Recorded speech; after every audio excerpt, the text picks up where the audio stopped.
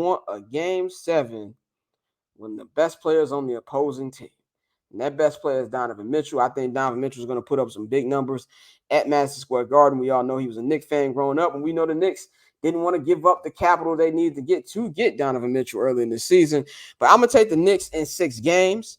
I think they play a more fluid style of offense than the Cavs. The Cavs play a lot of go-to-hell ball, and I like the Knicks' defense more than I like the Cavs. And one thing that Jalen Brunson showed us in the playoffs last year, he can dominate in the postseason. He basically beat Utah by himself with Luka being hurt in the first round last year. So I'm going to say Knicks in 6 because if it goes 7, then I got the Cavs. But I say Knicks in 6. This is going to be such an entertaining series, and I can't wait to watch that, man. So let's go to the Wild Wild West.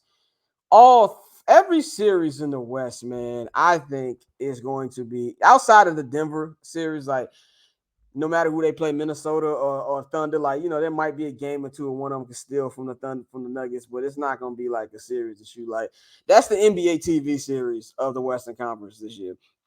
But every other series is wildly entertaining. We're going to start with the battle for the Bay Area, man. We've got the 4-time reigning, defending NBA champion Golden State Warriors starting their drive for 5, in the words of my man Johnny Red Kerr. The drive for 5 for the Golden State Warriors. We started on the road. They're looking to become only the second 6 seed in NBA history to win the NBA championship. Of course, we all know that the first team to do that was the number 6 seed, the defending champion Houston Rockets in 1995. That team led by the one and only Hakeem Olajuwon.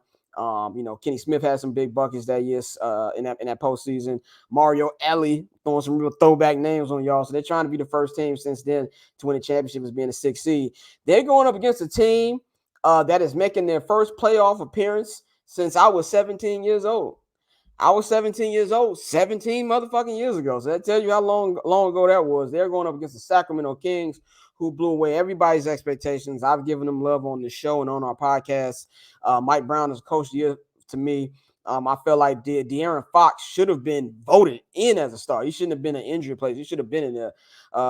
Sabonis, he's been hooping. That whole team is just really good. And this is the thing right here where, congratulations to the Kings. They made the playoffs, but unfortunately for them, they got to run up against a team that's dominated this league for almost the past decade. And I think it'll be fun. This is a series where I feel like I wouldn't be shocked if we see multiple ass whoopings. What I mean by that, no part of me be surprised if game 1 is over on Saturday and we see that the Kings then hung up a 28 spot on the Warriors, and everybody start thinking they looking like the bad boy Pistons before they got swept by the Bulls. It could be one of them. Here's the difference: the Warriors can do the same damn thing. Now we know the Warriors can get their ass whooped and bounce back. Have been so many more times than we count. They lost by 44 last year in the playoffs against Memphis, and remember when everybody remembers Draymond with the towel to whoop that trick. Everybody remembers that, so they can bounce back for these type of losses. Can the Kings bounce back? I feel like if the Warriors give them a nice punch to the mouth with a 30-point win, it's going to be hard for that young team to respond. Nobody on that team has been to the NBA playoffs. It's a different thing. Experience really does matter, and I feel like that crowd will be raucous. This will be the first playoffs in the new arena that they got. I remember the old school Arco Arena, the cowbells. Used to be loud in that motherfucker. So that's going to be a good crowd, but it's a battle-tested Warrior team. I don't give a damn about their road record in the regular season. I don't care about that shit. This is who they are. Stephen Curry is one of the greatest players. This is the LeBron James, Steph Curry era. Those are two dudes where if you have any question about what they do in the postseason, you don't watch basketball. Those two dudes have proven it. They both won the same amount of championships. Those are the guys. And Steph is going to be ready. Draymond's going to be ready. They're getting Andrew Wiggins back. He's going to be playing. GP2, he's back. You know what I'm saying? Jordan Poole. And then one of the best coaches in the league in Steve Kerr. It's a battle-tested team, and this might be their last dance because I'm not expecting Draymond Green to be on the Golden State Warriors next year. I just don't see any way the Warriors pay him the money that he's going to want. And I know that it's probably the contract that Draymond's asking for. Does he really deserve right now at this point in his career? No, but it is a legacy contract that he is going to deserve just off the shit that he's done before. Let's not act like this hasn't happened in the history of this league. So this is going to be the last dance for them because I know they're still great without Draymond, but they're not winning shit without Draymond Green. It's just that damn simple. But for this one, this is, I saw a tweet. Somebody says, as long as the Warriors can still run illegal screens, they're going to win this one. I'm going to say Warriors in 6 just because I'm respecting the Sacramento Kings, but it would not surprise me whatsoever if this is a 5-game series. It's just a bad matchup for them. They're young, they're inexperienced. This is a successful season to them. No matter what happened, nobody in their highest expectations had them, as a number 3 seed in the West. But they're just going up against the bully on the block, man, and that bully gonna knock them the fuck out. And they don't even have to travel. Like this is a less than 90-mile drive from San Francisco to Sacramento. They're probably going to go back to San Francisco after game 1. I don't think they're even going to be staying in a hotel, so that's going to help them tremendously. I think the champs going to get it done, man. They're going to advance to the next round. This next series is one I've literally just made my pick like 30 minutes ago. I've been going back and forth in my head about which way I'm going to go with this one the last 48 hours since the Lakers punched their playoff ticket. It is the 2-seeded Memphis Grizzlies going up against the Los Angeles Lakers. We just talked about the last dance with the Warriors. This might be the last dance for LeBron as far as having a legit chance to win an NBA championship. Now, it's a small chance, before Pappy puts in there like, they ain't got no fucking chance. But it's not a high chance as anybody else, but there's a little path here. There's a little path. They're going to have to play damn near borderline perfect basketball, but there's a little path here. I do think that this will be LeBron's last true shot to get number 5. I believe he feels the same way too. If you just look the way he's answering questions. Memphis, man, this is that time too. Memphis last year, they've come off back-to-back years of, winning 50 games and being a second seed for the second year in a row. They've had a tumultuous season. Of course, we know all the shit that's been going on with Ja Morant. But they're missing 2 very key guys coming into this series. Steven Adams, who has not played since January, he is out for this series. He's out for the rest of the season. Brandon Clark, of course, he tore his Achilles a couple months ago. He's gonna miss the rest of this series, rest of the season, and probably all of next year as well. So those are 2 big guys that's gonna be a problem. Man, I've gone back and forth this. I'm going to say this series is gonna end in one or 2 ways. Either the Lakers win a close, long series, or the Grizzlies just beat their ass. The Grizzlies really, on paper, should whoop their ass. The Grizzlies are a great defensive team. The Lakers have absolutely no answer for Ja Morant. None whatsoever. The key to me is this. Can they make the smarter plays? We all know LeBron's going to be the smartest man on the court. We all know Anthony Davis has been balling out of his mind. I think AD is going to eat without Steven Adams and Brandon Clark. This is going to be one of them series where we talk a lot about the free throw attempt between the 2 teams, because I feel like the Lakers are going to live at the free throw line. This is not no NBA conspiracy shit. It's because that's the Laker game. They get to the free throw line. LeBron is great at getting to the free throw line. Anthony Davis is great at getting to the free throw line. Shit, Austin Reeves does an amazing job of getting to the free throw line. It's going to be one of the things that they're going to take advantage of those 2 bigs not being there and a guy who loves getting in foul trouble. We talk about Karl Towns staying in foul trouble. Jaren Jackson is the foul out king, and that's going to be somebody I think they're going to target. I think if the Warriors if the Grizzlies play their brand of basketball, they should beat the fuck out the Lakers, and this series should be over in 5 games tops.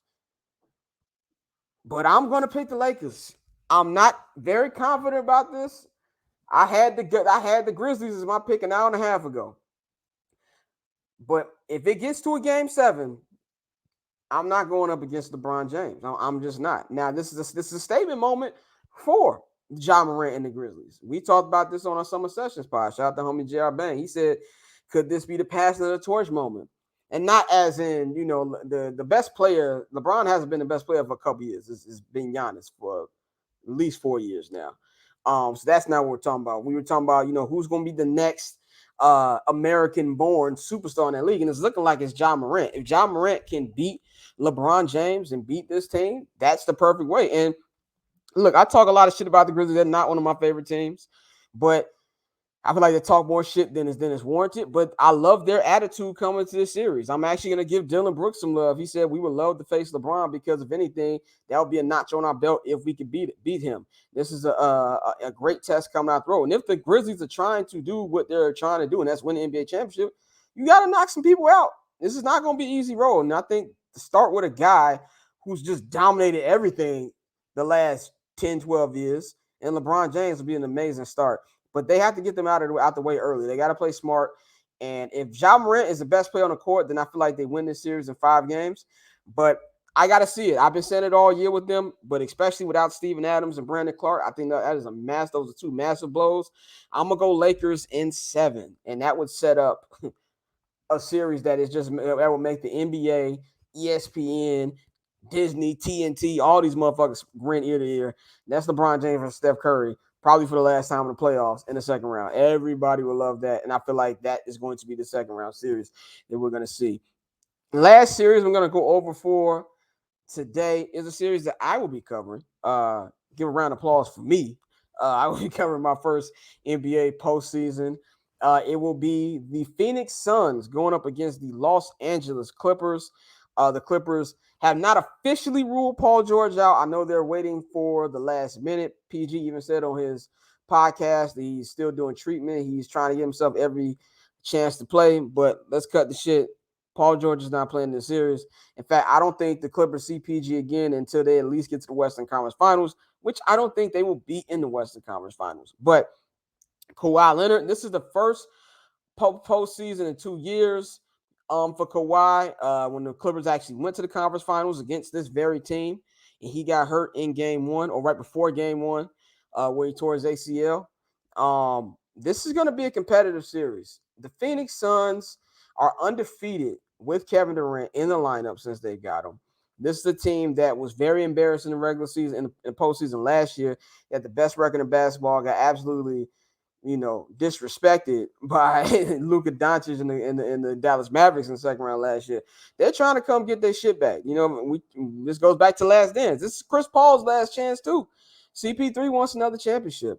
And I know a lot of questions I had, a lot of questions other people had with depth.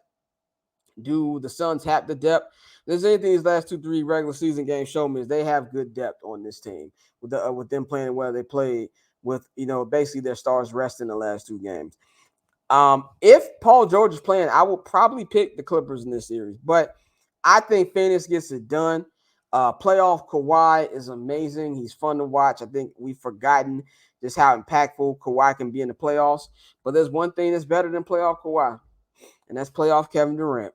And at the end of the day, we can sit up here talking about X's and O's and things like that. End of the day, Kevin Durant, it's KD, bro.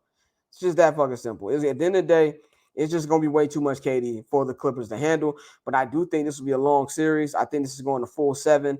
I'm going to take the Phoenix Suns in 7 games, and then I have them advancing to the next round where they would play 9 times out of 10 in Denver Nuggets because, the AFC ain't beating Denver. So those are my predictions for the series that are set. I will give my predictions on my Twitter page for whoever plays Milwaukee, whoever plays Denver. Spoiler alert, Milwaukee and Denver are both going to advance no matter who they fucking play.